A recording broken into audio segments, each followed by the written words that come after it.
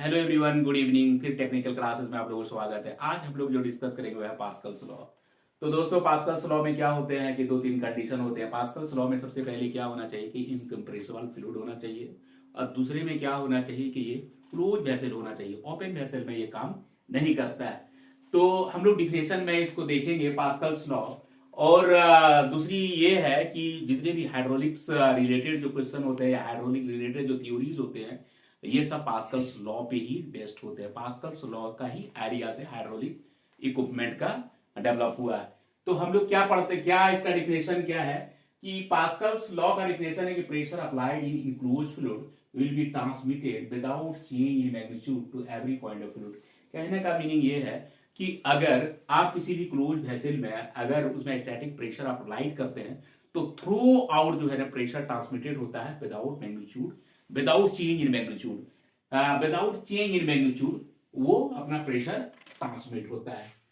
तो क्या है कि हम लोग इसी चीज को कैसे ये होता है, इसको हम लोग एक कैलकुलेशन के थ्रू हम लोग देखेंगे कि कैसे ये परमिट करता है मल्टीप्लिकेशन फोर्स, कैसे हमको जनरेट होता है थ्रू द पास्कल्स लॉ। तो दोस्तों हम लोग देखेंगे, एक कैलकुलेशन है, ये कैलकुलेशन हम लोग देख लेंगे। जैसे लिफ्टिंग इसको हम लोग बोलते हैं। तो हम क्या किए हैं कि एक दो ठो पाइप लिए हैं, एक नैरो पाइप लिए हैं, एक वाइड पाइप लिए हैं। आप इसको सिलेंडर बोल दीजिए, नैरो सिलेंडर लिए हैं और एक वाइड सिलेंडर लिए हैं।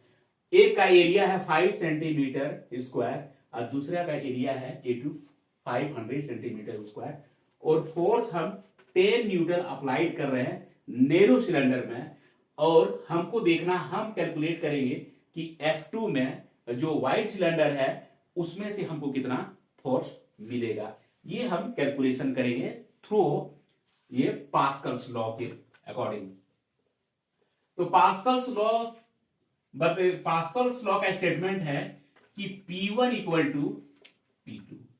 कहने मतलब यहां जो प्रेशर हमको अप्लाई करेंगे P1, वो सेम प्रेशर हमको यहां P2 में मिलेगा। इस जगह हमको सेम प्रेशर मिलेगा। इस तरह का इसका डिफिनेशन है।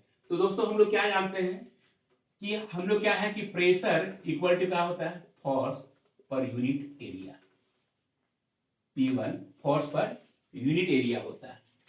तो हमको अब नैरो सिलेंडर की बात में कर रहा हूं, तो इसमें हम देख रहे हैं कि 10 न्यूटन, F1 कितना है 10 न्यूटन है, एरिया कितना है 5 सेंटीमीटर स्क्वायर है। मतलब अगर हम देखेंगे तो क्या है 2 न्यूटन,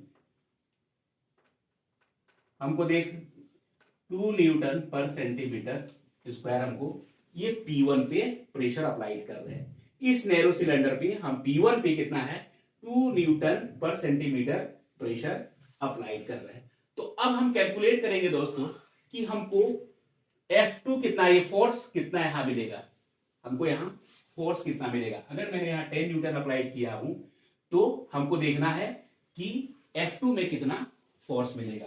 तो इसी से हम फिर कैलकुलेट कर लेते हैं। तो P2 इक्वल टू क्या होगा F2 A2। तो ना हमको F2 मालूम है, सिर्फ हमको क्या मालूम है A2। A2 कितना है 500 सेंटीमीटर स्क्वायर। P2 हमको नहीं मालूम है, लेकिन क्या है अकॉर्डिंग टू पास्कल्स लॉ कि P1 इक्वल टू P2। तो हम यहां रख सकते हैं कि 2 newton per centimetre square equal to F2 by 500 centimetre square. तो मिलेगा क्या दोस्तों, F2 इक्वल टू क्या हो जाएगा कि 2 इंटू 500, तो क्या हो जाएगा 1000 न्यूटन। तो हमको कितना मिल गया यहां F2 में, हमको कितना मिल गया 1000 न्यूटन।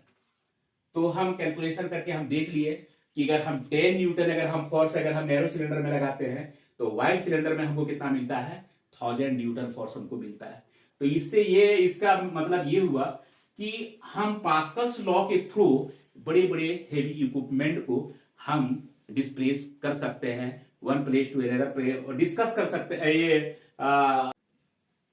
तो हम लोग पास्कल्स लॉ के थ्रू हम लोग देख सकते हैं कि बहुत छोटे से अमाउंट में अगर हम प्रेशर को, फोर्स को अप्लाई करते हैं तो हमको बहुत ज्यादा मात्रा में हमको क्या होता है, फोर्स मिलता है।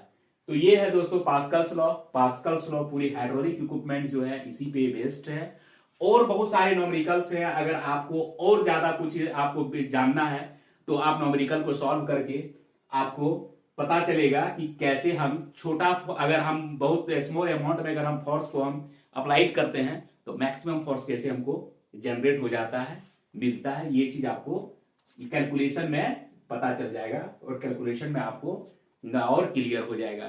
तो दोस्तों आप लोगों को कैसा लगा इसमें कमेंट कीजिएगा और लाइक कीजिएगा। फिर अगला क्लास में हम लोग कुछ न्यूमेरिकल के साथ मिलते हैं।